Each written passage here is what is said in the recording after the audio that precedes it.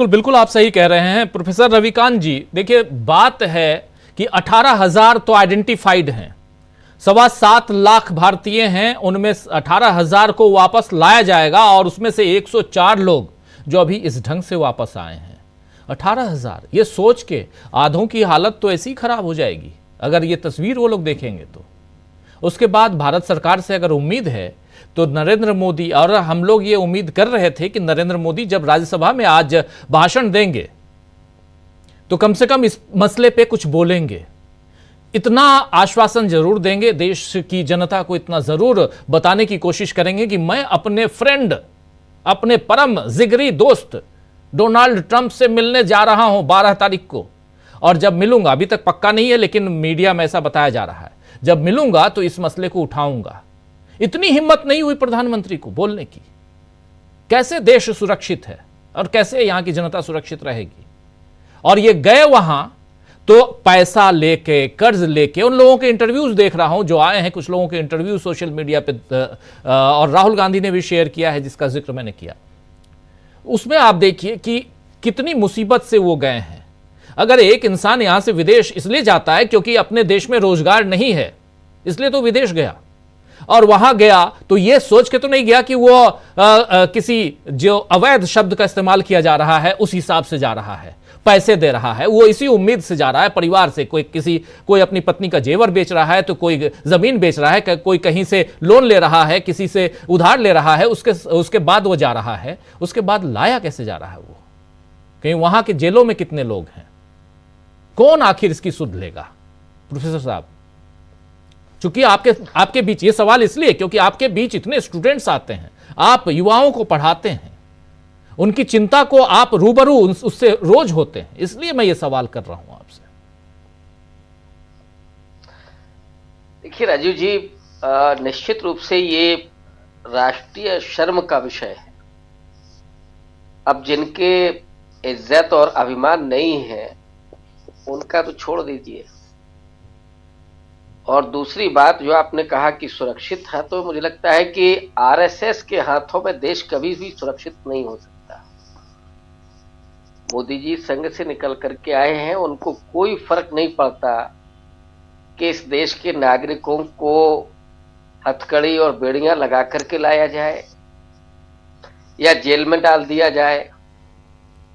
उनकी ये हिम्मत नहीं है, और मैं समझता हूं कि ये एक तरह की चुनौती है 140 करोड़ लोगों वाले देश को। वो देश जो अब आने वाले समय में वैश्विक महाशक्ति बनने की ओर अग्रसर है, और मोदी जी डंके की चोट पर उसको कह रहे हैं। लेकिन जो अपमान हुआ आज, मैं समझता हूं जो भी इस देश का जिम्मेदार नागरिक होगा वो शर्म से आज पानी पानी हो गया होगा, और आज उसे लग रहा होगा कि क्या यही देश भारत है? जब ये देश भूखों मरता था तब भी सम्मान और स्वाभिमान के साथ जिया है, चाहे नेहरू जी का समय हो, शास्त्री जी का समय हो, इंदिरा गांधी का समय हो। हमने कभी इस तरह से आत्मसमर्पण नहीं किया।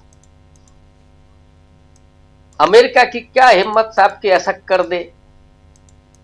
क्यों प्रधानमंत्री ने उसके पहले ऑब्जेक्शन नहीं किया? जैसे कोलंबिया के राष्ट्रपति ने कहा हम उतरने ही नहीं देंगे यहां अगर आप ये करेंगे।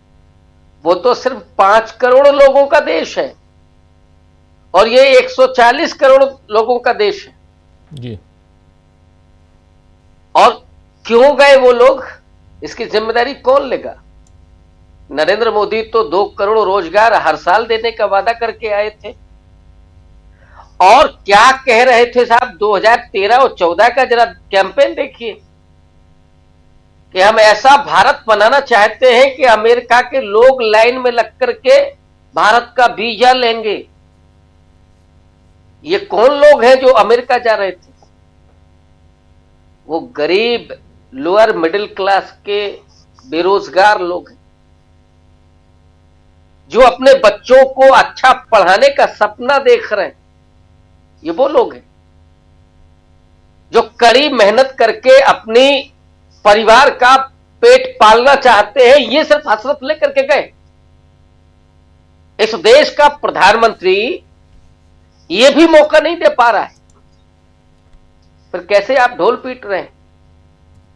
यही विश्वगुरु भारत है राजीव जी, कि इस देश के 140 नौजवान, हाथ में हथकड़ियां, पांव में बेड़ियां, और मुझे तो कई बार ये लगा कि जैसे वो भारत माता है जिसके हाथों और पैरों में बेड़ियां हैं।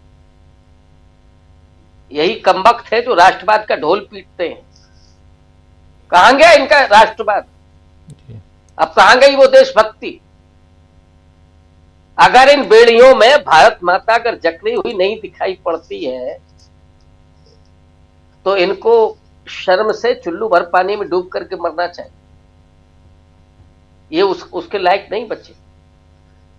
मैं पूछना चाहता हूं राजीव जी, क्या इस देश का प्रधानमंत्री अपने पद पर बने रहने के लायक है? एक देश जब इतना अपमानित करके यहां के नागरिकों को भेज रहा है, उनको अवैध कह रहा है, और इतना अपमानित और उत्पीड़ित करके भेज रहा है, मैं नहीं समझता कि इस देश के प्रधानमंत्री को अपने पद पर रहने का अधिकार है। और विदेश मंत्री पे तो मैं क्या कहूं, वो जिस विश्वविद्यालय से पढ़ करके आए हैं इत्तेफाक से मैंने भी उसी विश्वविद्यालय पढ़ाई की। मैं तो समझता था कि जेएनयू में लोग पढ़ते हैं, थोड़ा अभिमान स्वाभिमान रहता है, लेकिन उन्हें तो पूरा मोदी जी की केवल चापलूसी में अपने नागरिकों के बारे में जो कह रहे हैं कि ये होना था। लेकिन आश्चर्य इस बात का है कि मोदी भक्तों की आंखों पर पट्टी अभी भी बंधी रहेगी। मोदी जी न तो चीन के सामने लाल आंखें दिखा पाए, ना यहां पीली आंखें दिखा पाएंगे। जा तो रहे हैं अभी, एक सवाल पूछने की हिम्मत नहीं है। अभी यही भांड मीडिया, जब मोदी जी जाएंगे ट्रंप के बगल में बैठेंगे, हो सकता है कि ट्रंप थोड़ा पीठ पीठ थपथपा दें, तो पर देखिएगा साहब, विश्वगुरु भारत बन रहा। ऐसा ही विश्वगुरु भारत बनाना है क्या? अगर ऐसा बनाना है तो माफ कीजिए, ऐसा प्रधानमंत्री इस देश को नहीं चाहिए जो रोज अपने नागरिकों को अपमानित करवाता हो। ये इसलिए मैं कह रहा हूं, ये राष्ट्रीय शर्म का दिन है, और जिनको भी शर्म होगी वो चुल्लू भर पानी में डूब करके मर जाएं।